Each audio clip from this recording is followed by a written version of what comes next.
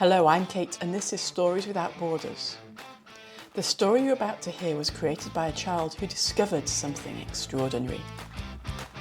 That their imagination is a superpower, and in it, anything is possible.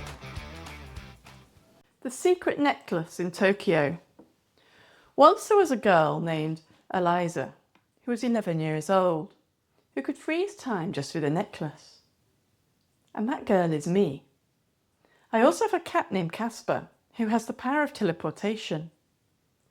I never knew that my own cat could take me on my own adventures.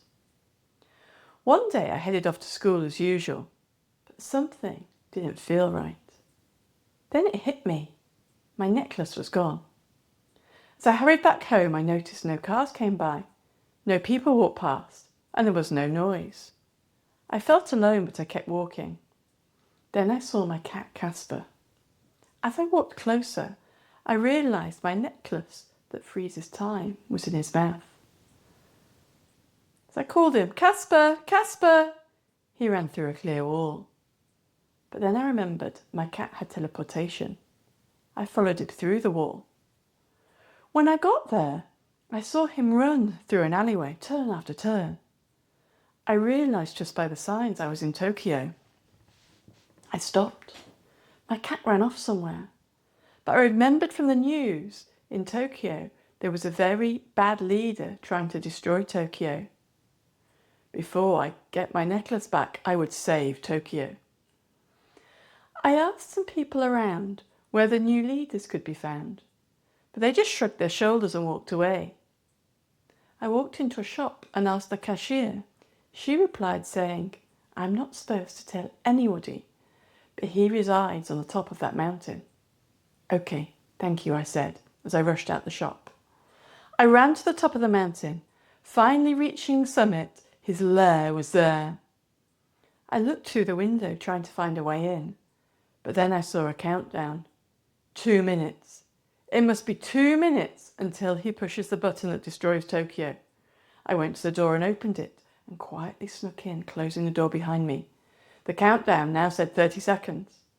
I rushed up the stairs when I heard someone on a phone call.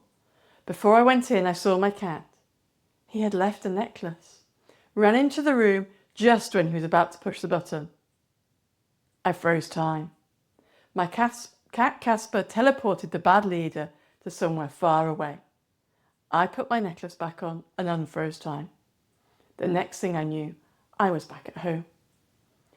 I had a fun adventure saving Tokyo. Until next time. Thank you for listening to Stories Without Borders. The story you heard today represents something profound. A child becoming an author. And not an ordinary one, as one Year 5 student told me, but a famous one from another planet.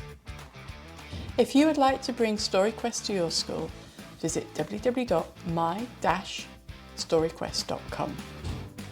Or if you'd like to check out Gabriel's adventures, or start downloading the family kit so that you can start making your own Friday night stories, visit theadventuresofgabriel.com. Because here's what I've learned from all the children who have taken part so far. When given complete creative control, you don't just create great stories, you discover your voice. And that voice and your imagination, where anything's possible, deserves to be heard. So until next time, keep telling stories, and I look forward to hearing yours.